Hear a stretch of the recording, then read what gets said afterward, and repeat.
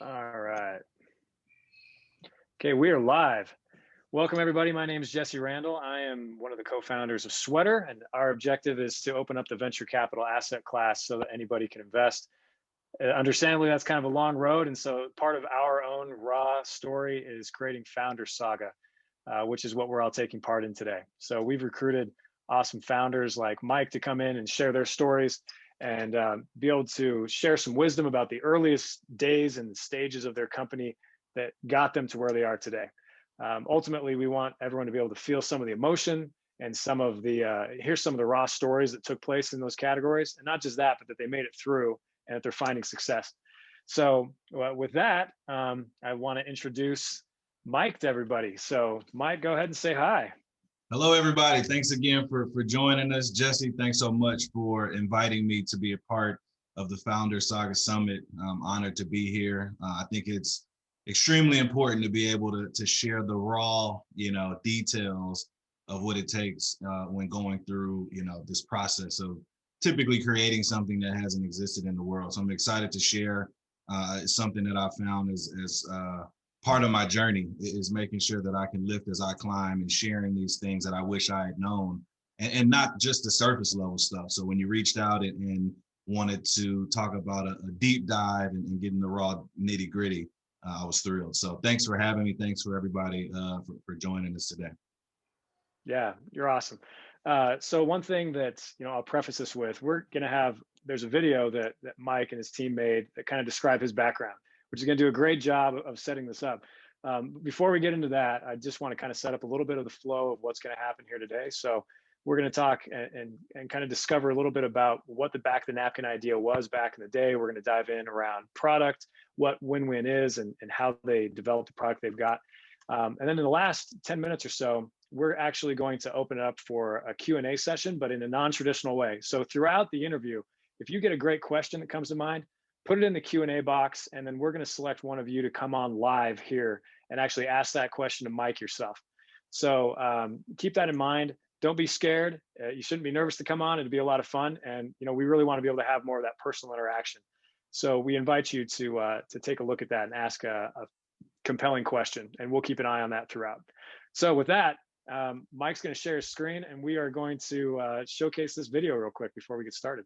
Absolutely. Thanks so much. And real quick, just before I do that, I'll just add on, hopefully this is possible, but for all the folks that are tuning in, if you hear something and you think of somebody that you think should join in and listen in and partake in this, feel free to share with them and have them join in. Hopefully they're able to do that while we're live. But I'll go ahead and share this video just for background. It's a short video that kind of, I think, does a better job of providing a picture into my journey to being the founder of Win-Win. So it'll be about 90 seconds and then we'll jump right into it. So 1 second. Awesome.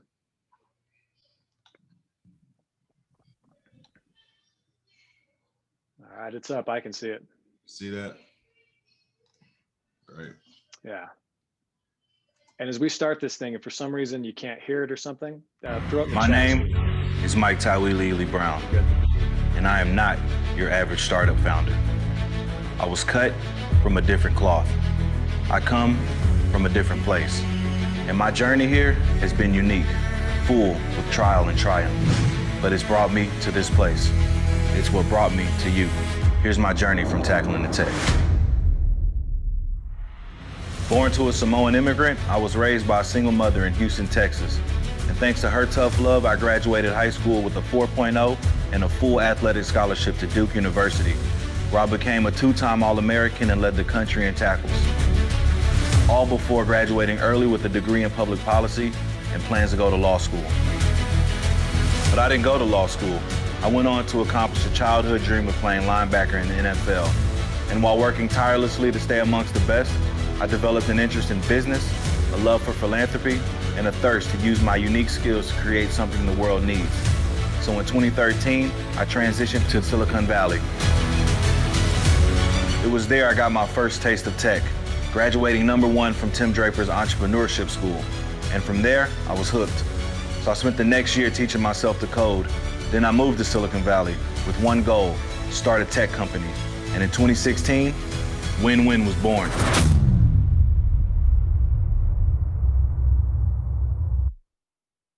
Man, I love that video. Hopefully, everybody else did as well. I love it. I think it does a great job of, just showing a bit of my journey, adding some color to the background there. So that's me, and it's a little unique. There's some detail that wasn't touched on, but hopefully that gives everybody a good sense. Yeah, that's awesome.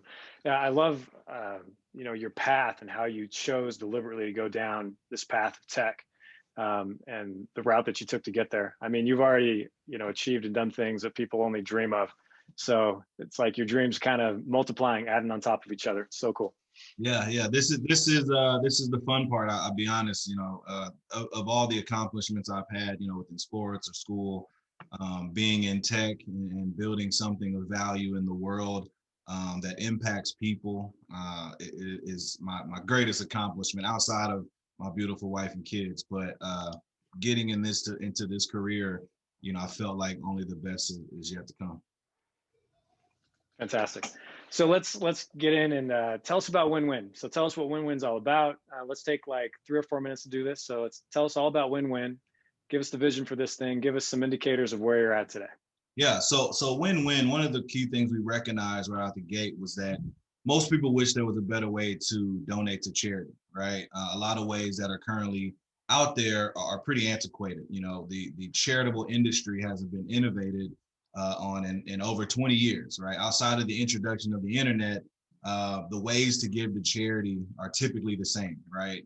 So we felt that we needed to solve that problem. So Win-Win, what we do is we combine giving with gaming to make donating to charity a lot more fun and engaging for individual donors, particularly millennial donors, as well as more efficient for fundraisers or for organizations to engage their audience, raise more money for their cause, and even drive more sponsorship value by way of the engagement. So there's a couple of different things that we do in the ways that we do them, and it certainly has evolved. We started in 2016.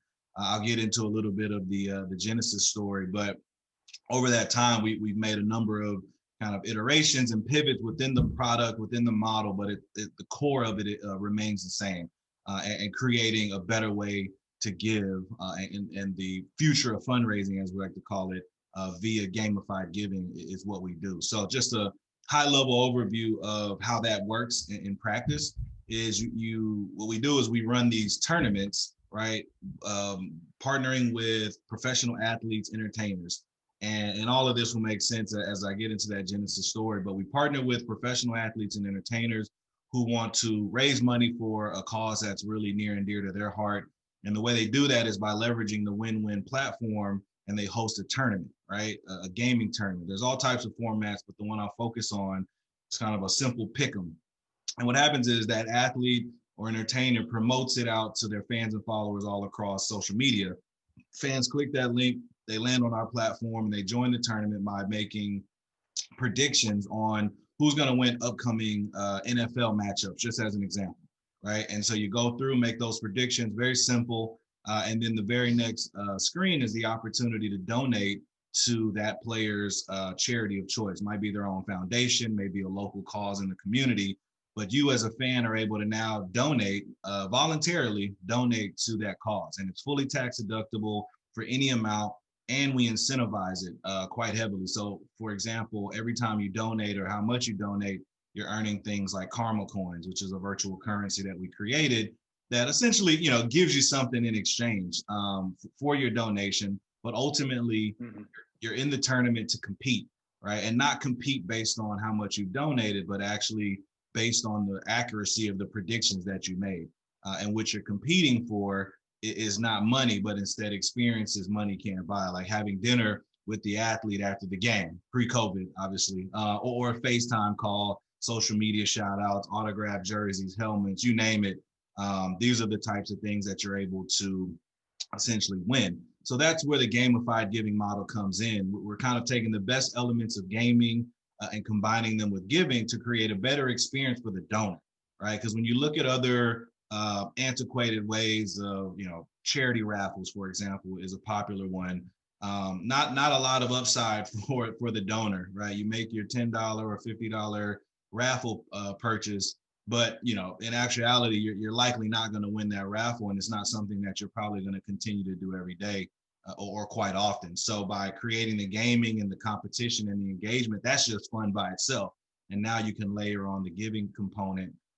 It becomes a real win-win, because the athlete or the cause, they're able to raise a lot more money from an engaged audience. Again, particularly younger donors are engaging here. And then obviously those donors are able to access things that they really value, right, in terms of connection with the athlete or the celebrity, all while helping to impact an amazing organization through the charity. So it really is a win-win. We obviously make a little bit of money in the process, but that's the core of win-win. That's fantastic. I love it. So can you share kind of like maybe who you're working with a little bit? Give us an idea of like where's it operating? Where can we even find it? Yeah, absolutely. So we're today we have about 175 athletes across the NFL and NBA. Some of my favorites are always got to say Malcolm Jenkins. Now with the Saints, two-time Super Bowl champion, All-Pro veteran, and he's somebody that has been active on the platform. Really, really, powerful off the field. Guys like Aaron Donald, Patrick Peterson, Rondé Hollis-Jefferson, Golden Tate. These are just some of the players that we've worked with in the past. Baron Davis, we started working with former players. We even worked with, one of my favorites is Dr. Jen Welter. She's actually the first female coach in the NFL. Back in 2015, the Cardinals hired her. So she has an amazing following, and her impact story, right, about helping girls to kick glass, right, the glass ceiling that is. And so being able to partner with her and raise some money for the foundation and give folks an experience and an opportunity to learn more. That's another piece that comes in this, is really learning about what these athletes and these entertainers care about, right? Because we're not coming to them with a cause trying to match make. They're coming to us with their cause in mind, right? Or the thing that they want to be able to support. So it becomes very authentic for those folks. But yeah, we got a sizable network, and you could probably guess that leveraging my background and my network helped to build that out. But you can find it, trywinwin.com is the URL, the website. There's some basic information there. We are, in this past year, I'm sure we'll dive into this a bit, we've been under a couple iterations internally that I'm so excited to be releasing and announcing soon. So we don't have any current campaigns that folks can join, but we will very soon. But that's where you can find us on social media. I believe everywhere it's TryWinWin is our Instagram, even Facebook. Twitter is win_win. Nice. That's fantastic. Okay, so let's jump back in time for a minute. When did you found the company? When did you have the idea? Was it when you were in Tim Draper's startup school, or did you have it before you got in there?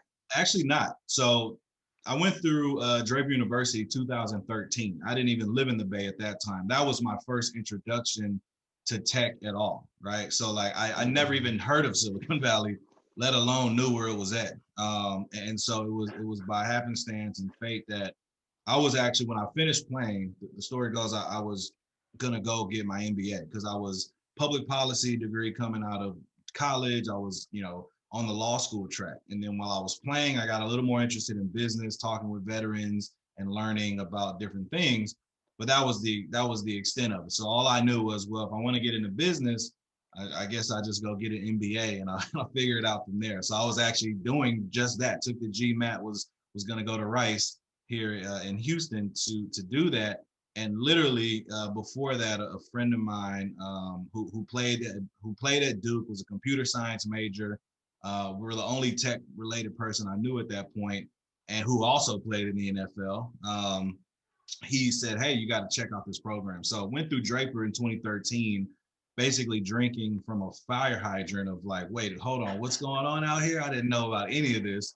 And I had an idea at that time, right? And it was helpful for me to have something to kind of apply the learnings to. But it was what I learned at the time after that was, oh, this idea I had was not kind of the venture scale type of thing that I would want to do in this space, right? It was more of what I guess they call a lifestyle business, which is fine. But once I learned, kind of what was going on in the industry, the type of money returns and innovation that was happening, I knew I wanted to set my sights higher. So when I moved to the Bay in 2014, after finishing #1 in that program, I told my then fiance, I said, hey, we got to go to the Bay Area to kind of get into this ecosystem of innovation. I didn't even have the idea, but I just knew we needed to get out there and hopefully something would hit me.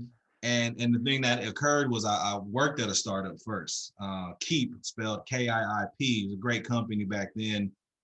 Brought me on, took a chance. I didn't have any experience, but they brought me on kind of as an entry level on the growth team, kind of sales. And it was during that process, right, over 15 months, I ended up having the idea, the epiphany for win-win. But I was doing, my thing at this startup. I got promoted like 2 or 3 times, and it was really about the work for the most part. And I appreciated that. I was able to. I'm now leading the growth team 5 or 6 months in. So it was a great experience. But then once the idea hit me for win-win, I couldn't continue building somebody else's dream. I moved out there for the sole purpose of building something for myself.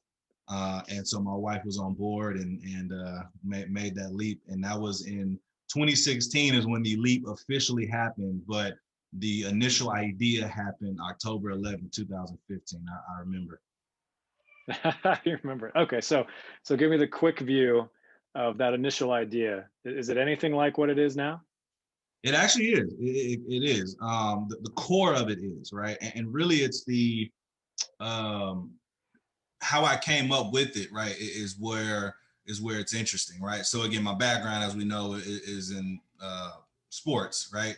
So I'm coming, and one of the big things I recognize, Jesse, as getting into tech and learning, I'm like, all innovation is solving problems, right? And what I realize is that the majority of people in the world, right, all can do one thing, which is identify problems, right? Everybody can identify something they don't like. But then what I realized, particularly at that time in Silicon Valley, was everybody's mind actually went a step further. It's like, I identify, I don't like this, right? But then the next thing happens where it's like, how can I fix that? How can I solve this problem, this thing that I don't like for myself, right? What can I do, right? I don't like how this, mug, the handle is, right? What if I like changed it, sawed it off, put it over here just to suit my needs? Turns out there's a billion people that also want a mug like that, right? And you're off to the races. So when I realized that, then now my mind, everything, like anything I recognize, I'm like, what is that? Not necessarily like build a company, but I just got into the habit of taking the next step in the thought process, right? And then there's many, many steps after that, which include a lot of execution and action. And so one of those problems was looking at fantasy sports, actually. And I'm looking at it and I'm like, wow, this is 2015. Now think back, this was when they were on fire. I think the stat at one point was like every 45 seconds, you were bound to see a FanDuel or a DraftKings commercial during football season, right? Mm-hmm. I thought that was interesting. I thought that was interesting because I'm like, man, it's a lot of promotion. But the thing that I found odd was that I was looking at all my friends who were still in the NFL. None of them were posting about it, right? Which I thought was weird. So I remember calling up a number of friends, one of which is Michael Bennett. I'm sure you wouldn't mind me sharing that. Close friend of mine, Seahawks, and we grew up together and played on the same team in high school, him and Martellus. So I called Mike and I said, what do you think about this, right? And many other players. And the consensus was, I don't really care too much about it because, I'm not getting any money out of it, right? And then I learned the companies are making billions of dollars. Athletes aren't getting much of that, though they're the ones that are driving the whole thing, right? Their performance on the field. And so that was a problem from my perspective. For the average person, they may not even think about that. And that's important, right? When you draw on your own experiences to identify problems that you want to solve. That was a problem for me. I said, there has to be a better way that we can drive value for the athletes in this experience. So long story short, I started learning more about fantasy, the intricacies of it. And, the way that the idea hit me came through a series of conversations. And I'll show you. Number one was starting with the athletes. What do you think about this, right? And in parallel, it was a group of guys at the company at the startup I was working for that were really into fantasy. and they were trying to convince me to join their league. Because to be honest, I didn't even go in saying I played football, right? Because that was something I always told people. I just so happen to know how to tackle people. As you heard in the video, I was always, performing quite well off the field also. So I didn't want to go in saying, yeah, look at me, football player guy.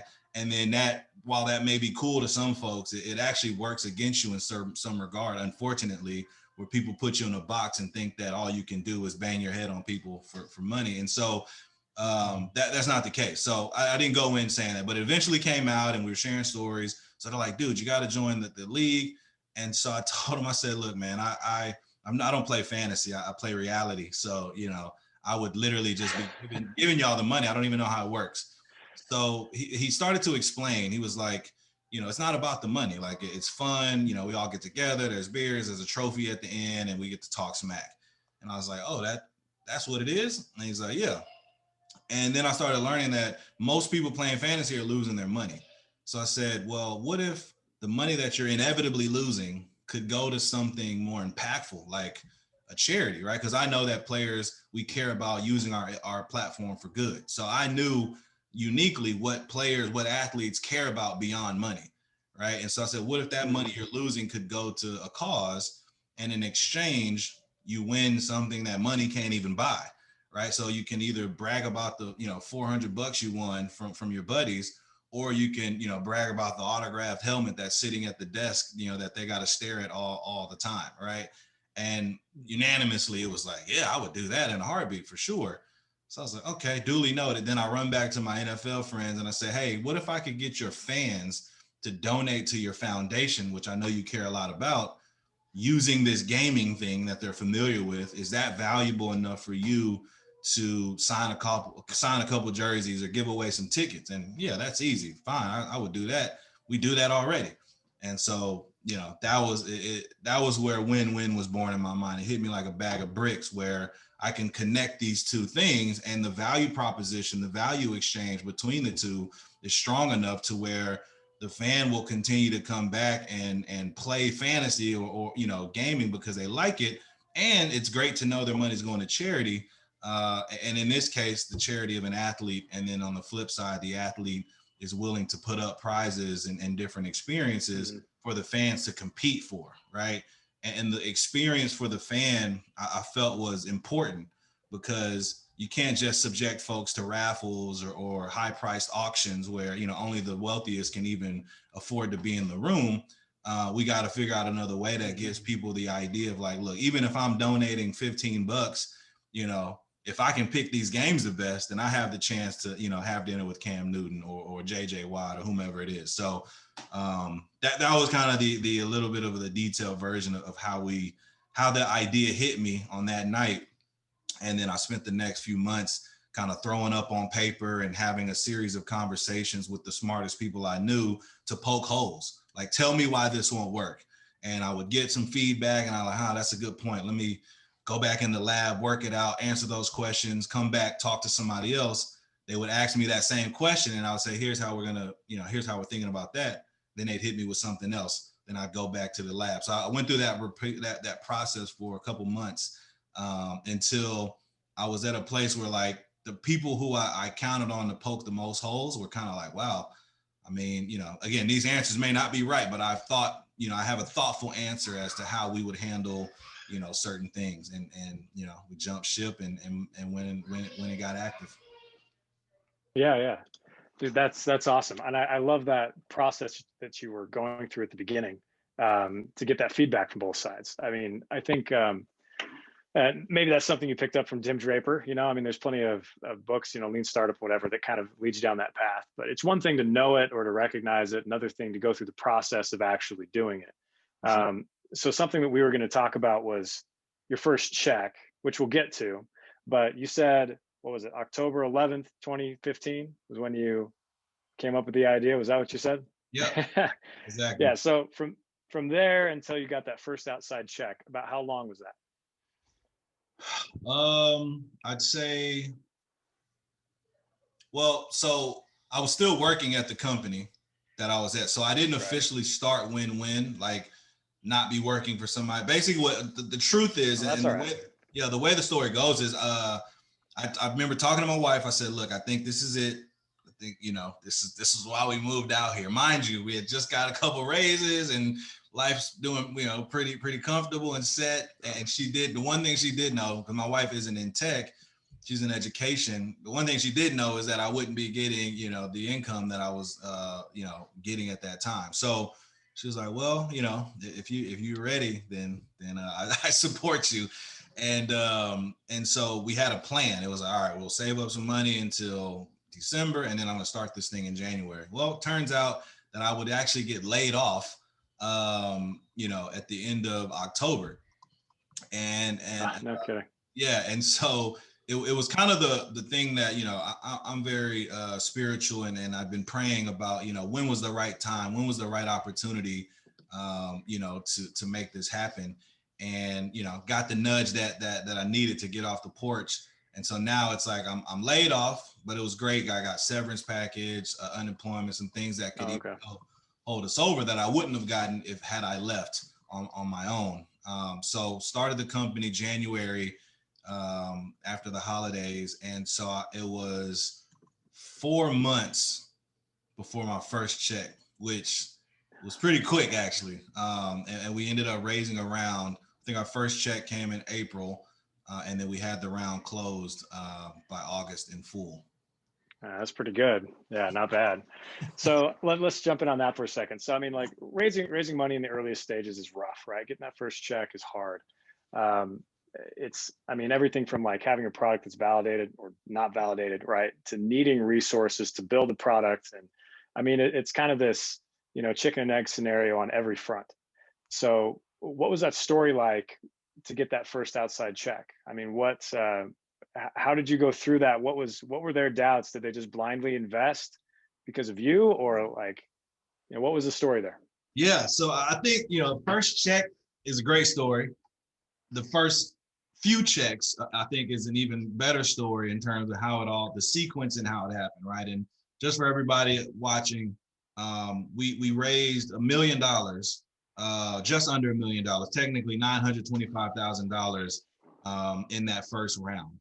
And this is very, very unique. I learned this later, that was actually an outlier in terms of how much we raised, how fast we raised it, and what we had in terms of the company and the traction when we raised it. So to be able to do a round like that, typically you need to be generating some revenue or some plan to show what revenue could look like. Maybe it's users or whatever. And the thing that I had was a lot of passion, but I also had kind of our traction was having 30 NFL players on record, saying that they couldn't wait for this product to come out and that they would be partnered with Win-Win. And this was some of the biggest names in the game on record in publications like Forbes. So we had a Forbes article that came out that, featured Larry Fitzgerald, Michael Bennett, Malcolm Jenkins, talking about the fact that they can't wait for Win-Win to come out. So in our investors' minds, our early investors' minds, that was a strong enough, level of traction, because quite frankly, that's the hardest part of this business. If we don't have athletes or entertainers who are willing to do the thing, then there's no platform or tournament. So I focused on securing that piece first. And so that was how we were able to do it. But our first check actually came from Malcolm Jenkins. And this was interesting because when I met Malcolm, I didn't have the intention on asking him to invest. Right. This was like me doing player development, like, reaching out to players that I knew personally or that I was getting introduced to. And Malcolm was one of those that I got introduced to. I didn't know him previously, but we got to talking, and I knew that he was really passionate about his foundation. So told him about it, and he was like, wow, yeah, I'm definitely down to be a partner when this thing is ready. And this was back in 2016, right? And this is before Malcolm had won Super Bowl. I think he won one Super Bowl at that point, but, he wasn't the Malcolm Jenkins with the platform that he has now. He's been doing a phenomenal job over the past several years on and off the field. But anyway, it showed me how savvy he was, because he said, hey, like, this sounds really cool. Tell me about the business side of it, right? How are you raising money? Like, what's happening? And I was taken aback because that wasn't what I was asking, and I wasn't even knowing that he was familiar with that. He wasn't that familiar, but he knew that something's happening in this tech industry, and I'm a guy that kind of is at the intersection of a world he understands as well.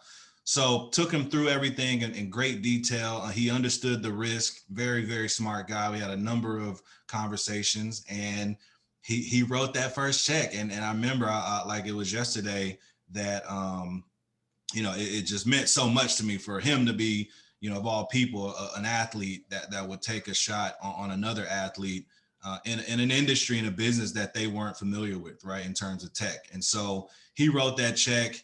Obviously, I had been starting the investor conversations, really just leveraging my network. Mind you, first time entrepreneur. So my two biggest networks at that point were Duke University and Draper University. And so just connecting with folks there, hustling, getting introductions. And so Malcolm was the first check. Actually, another former player was a second check. That was a separate conversation. And he was actually very interested in this fantasy world and the industry. So once it came to be, he did a little bit less diligence than Malcolm. He was convicted about the industry and my position in it, and being a former player that obviously played a role. But then beyond that, it was all your traditional Silicon Valley, New York, angel type folks. And to be honest, Jesse, that was a whole lot of hustle and being in the right place at the right time and staying ready. I always say, if you stay ready, you ain't got to get ready. So as soon as somebody says, "Oh, that's interesting," however we got connected, on the drop of a dime, I could pitch and talk about what I was doing. And I think that was something that I transferred over from, my playing days, right? Being a captain on a team, having to address the entire team when the game's on the line or we're losing or whatever, that leadership platform, enabled me to have great communication skills, I think. And so I was able to connect with those investors and really share the vision and the passion. Now I was clear, I don't know everything, and it's my first time doing it, but I got all these players that believe in it. I even got some that have invested. And we went through, the diligence process. And to be honest, it was really a fortunate situation in a couple key introductions that just skyrocketed our fundraising, because the right person invested, and then he introduced me to network, and then they brought me to New York. We walked out of there with 600 grand. It was a bit of a whirlwind, I'll be honest. And there were some pros and cons that came with that, to be quite frank. And I'm sure we may touch on that, but that was the story of our first couple checks. And we were running and gunning at that point, a little too fast. Yeah. So, all right. So, I mean, the validation point they were really relying on then was the partnerships with the other NFL players that you already brought into the table. Did I hear that right? Yeah. So you brought some people to the table. So, I mean, you brought some NFL players to the table who said, "Yeah, I'm willing to do this." Yeah. And that was your validation point that you used to raise the money, right? Right, exactly. Because the belief, and obviously I had a great pitch deck, the storyline, and I started to recruit a team as well, right? So like it's like you'll learn that in your when you're pitching, hell, anytime, but especially in the beginning, the deck is going to be evolving, right? New information. Oh, I just added a new advisor, or I have a new committed hire, right? So long as we raise this money. So I was leveraging that, and I was able to attract some great talent early on, and different advisors that I could say, hey, here are the people that are bought in, right? But to your point, the athlete traction was really important, because an investor could see, all right, if you're going to bring this platform together, it's basically athletes and their fans, right? And the fans are the ones that are donating to cause the transaction. Well, if you have the athletes, it's safe to assume that they're going to be able to bring their very, large and engaged audience wherever they say to come. And now it's just about creating an experience that they like. And we did some preliminary user development, right, in terms of some surveys and just seeing a bit deeper in terms of would fantasy users actually do this, right? Because when we first started, we were actually fantasy, like literally, like think FanDuel for good, right? Where the difference is the athlete is hosting this tournament, and the money that you're bidding or putting in as your entry fee is what goes to charity, which we learned, as you saw, I just explained a totally different model of pick'ems.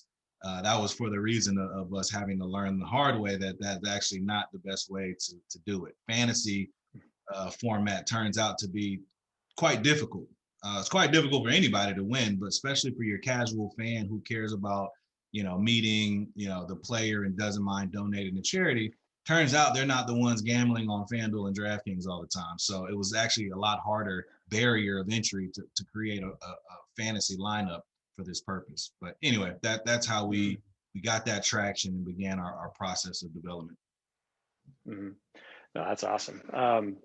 Well, let's. I want to get your quick thoughts on something we talked about before, which is, I guess representing the or like the diversity in tech, right? Like your mug says, underrepresented founders trying to operate in what is really a predominantly white male world that's running the tech industry. So, I mean, how do you feel breaking into this, and setting a trend? I feel like I felt in 2013, right? When I first found out about all of it, I was excited to have, been exposed and realizing the opportunities that can come. But then at the same breath, I was like pissed off, quite honestly, because I was like, how the hell, excuse me, if that's all right, how the hell did I not know about this, right? Because again, if you look back in my history, although I played ball, I was very in tune, with this kind of academic rigor and had a thirst for knowledge. So, I'm somebody of all people that if I would have known about coding or tech or whatever early on, I likely would have been interested in going after that, right? And you hear of folks, oh, I've been coding since I was 7, right? And oh, they made Facebook, 14 years later, whatever it is, right? And so for me, I was upset that I hadn't heard about it because I felt like I was at a disadvantage starting late in the game. I was like, imagine if I'd been coding,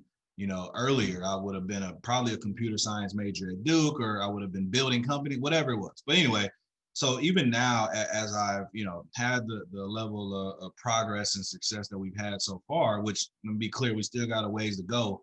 I feel fortunate. I feel fortunate that I'm one of the people that can be a representation as this conversation is now begun to explode, right? And diversity in everything is top of mind, I think, for folks, as it should be, given the events that occurred in the civil unrest this year in particular. Obviously, this has been going on for decades and centuries, but in the tech industry in particular, I feel fortunate that I'm one of the folks, because I'm passionate and authentic about it and want to help lift as I climb. And I'm all about kicking the doors open further, right? And exposing folks to the industry and the opportunities that are here, particularly for young Black, boys and girls growing up in places like I grew up. There's not a lot of exposure or opportunity that is made available to you, or that you're shown outside of sports and entertainment. And so for me to be able to show somebody like, hey, here's the tech industry, right, where you can build and create, that's something that I think is really important.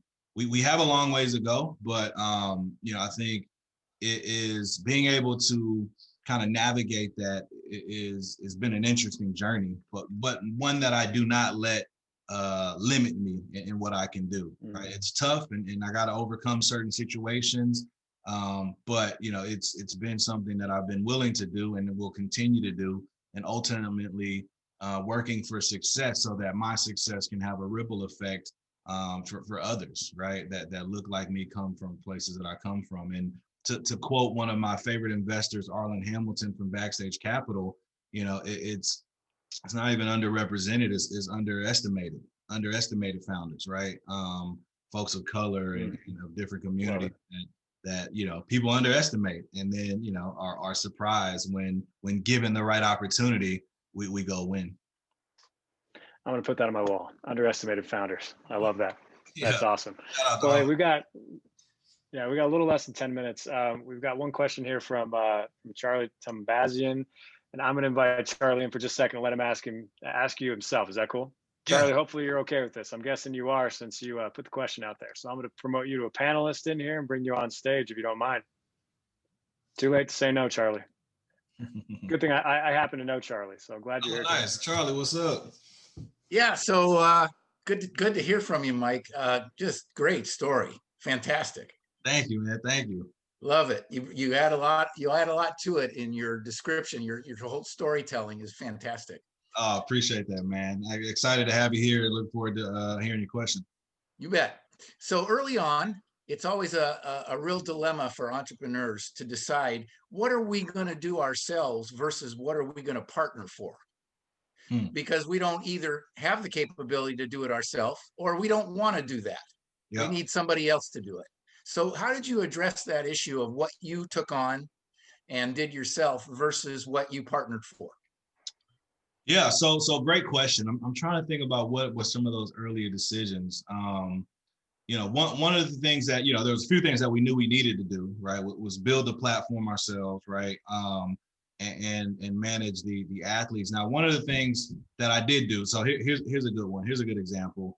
Even on the athlete side, right, like I knew that I had a handful of players kind of direct access in my phone book, personal friends of mine, right? I knew I couldn't build the business off of those, 15 or so, people that were actively playing in the league. So what I ended up doing was kind of quasi partnering with different teams, not officially, but understanding where the people were. Oh, there you are. Where the people were that we needed to get into the platform. And so I would basically create kind of informal partnerships with the teams where they would essentially bring me in to the locker room during the off season to talk about this because it was going to be a benefit to the athletes and their charitable initiative, right? And there's one person on every staff. Again, this was my domain expertise that allowed me to know this, that there's a particular person on the staff of every team that is responsible for the players' off the field life. So their family, their foundation, if they want to get an MBA in the off season, this is the person on the staff who handles that. And fortunately, they're typically a former player because they're kind of the liaison between the front office and the locker room. And so I knew that if I talked to them, they would see the value in what we were trying to do. So they would bring me in, and next thing I know, I'm sitting down in Seattle, back in 2016, looking across from Richard Sherman, Russell Wilson, Doug Baldwin, like players that I did not know personally at the time, but had an opportunity to sit down and say, hey, this is what we're doing.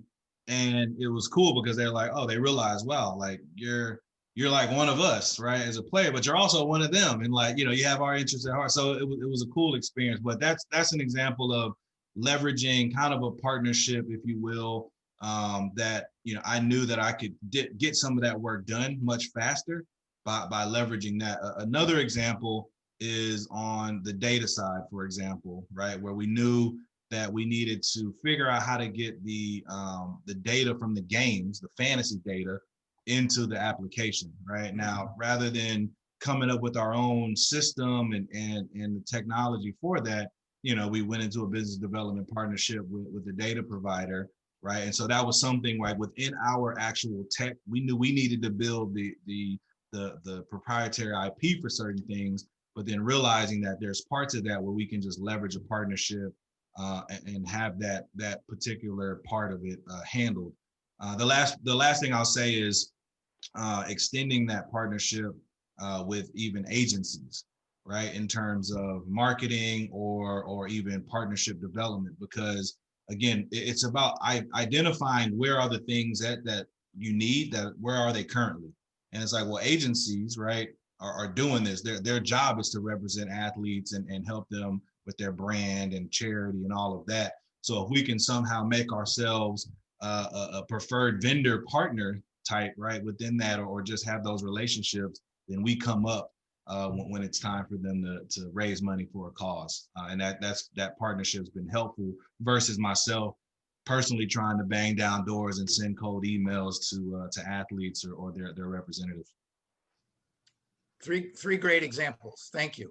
Thank you. Thank you for That's such awesome. a question. Thanks. All right, Charlie, I'm going to kick you back out. Awesome. Well, hey, let's wrap this up. We got about 5 minutes left, and this is where I want to hand you the stage for the mic for just a second and let you give out some advice. But I'm going to ask you to do it in a little different way than others. I want you to address two audiences for me. So I want you to address entrepreneurs in general. What's your advice? when you're in the trenches, you're in these early stages, how to make it through. But I'd also like you to address directly these underestimated founders, those that are out there. If you were talking straight to them, what message you want them to hear?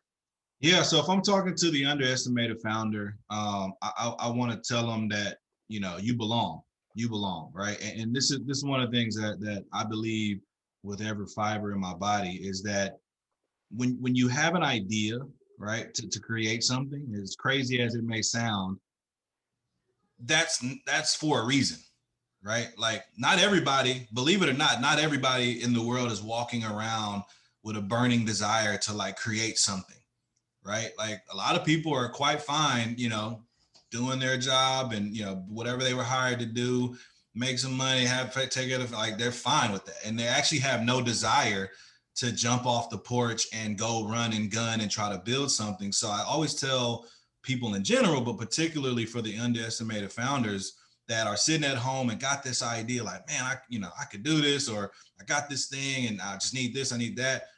The reason that you have that is for a reason, right? And so just take that as the first sign that, okay, I belong here, like I should be going and doing something. Now, the big difference is those who have that feeling and that idea, everybody has the idea, or that group of people who have the idea, then there's those that take the action and execute, right? So what I'm encouraging all of founders, or all, aspiring entrepreneurs and founders, particularly underestimated, is to take that and run with it, right? And allow yourself to learn, because it'll definitely iterate and shift. And maybe the first idea that you got excited about and started doing some stuff with didn't work out or didn't pan out, or you hit a dead end. That's fine, right? But the next thing will come, and then go after that with the same level of energy.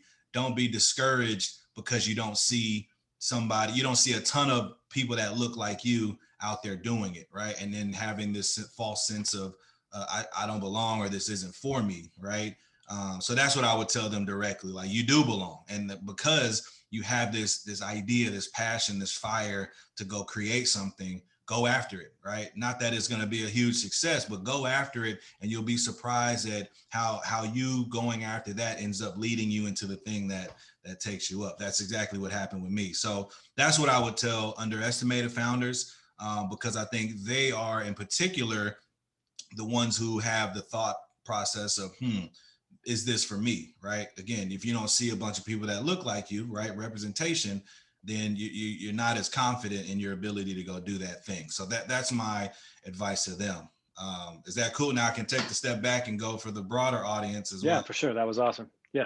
So for the broader audience of folks that are going to jump into tech, and this is something I spent a lot of time, engaging with early stage founders, right? Because again, you'll notice for me, like, I'm really passionate about lifting as I climb, right? Because this journey is, you're essentially making the best decisions you can with the limited knowledge that you have. There's not enough, Google searches that will tell you how to build your specific business, or how to build win-win, or what's the revenue model, all these things. You have to figure that stuff out.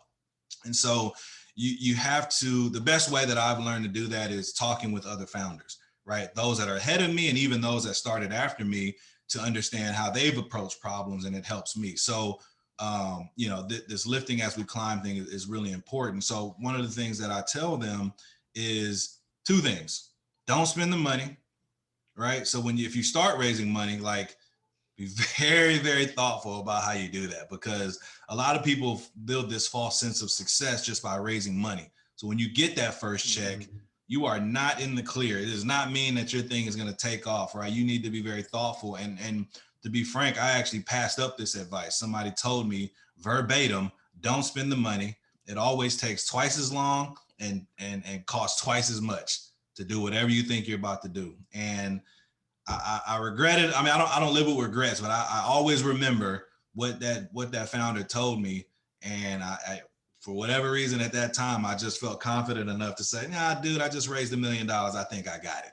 And did not have it. So I tell people, take your time and don't spend the money. And the first thing, there's what I've learned consistently in talking with founders that are just getting started, there's some very critical steps that are required before you go launch, before you go invest in building a beautiful iOS and Android app, and before you do all these things that naturally feel like you have to do. There's some very critical steps, and that's validation, right? You need to validate this thing much stronger than even the surveys, right? I always look back at our little survey data, and it's like, yeah, people will say, oh yeah, I would do this, but when that paywall comes up and the credit card has to come out, that'll show you the true intentions of what somebody's going to do. So do not rely on that kind of qualitative data, right? And so just take the time and do it right. A friend of mine just told me either buy right or buy twice. And we've had to buy a few times actually, having not gone through that process. So even as where we are today, I alluded to some updates and some new things that are rolling out. And the reason it hasn't is because we are going through the proper steps to really ensure product market fit, validation in some of these new lines of business that we've created. So, sometimes it'll go in and out the year, but, I challenge all early stage founders just getting started to be very thoughtful, pause and consider before you make that hire, before you sign that deal with some partner to pay them to do something that you haven't yet validated. So that's where I'll leave it, Jesse. I love it. Yeah, you're right on the money. Thank you for spending time with us today. I think everyone that's here has a lot they can learn from the effort you've put in to get where you're at. We don't, I guess, talk about this in a huge way on our forward-facing websites, but we have an active effort internally within Sweater and Founder Saga to provide scholarships to underrepresented founders. So all of the sponsorship dollars that we bring in will comp the ticket price for underrepresented founders to be able to come in and attend this for free. Yeah. And that's something that we're building out some partnerships with some VC funds and some foundations that focus on underrepresented founders, underestimated founders. And because we want them in this community, we want them to feel welcome. We want them to feel like they belong. And to learn the lessons they need to find success too. So we want them on the playing field just like everybody else. Absolutely.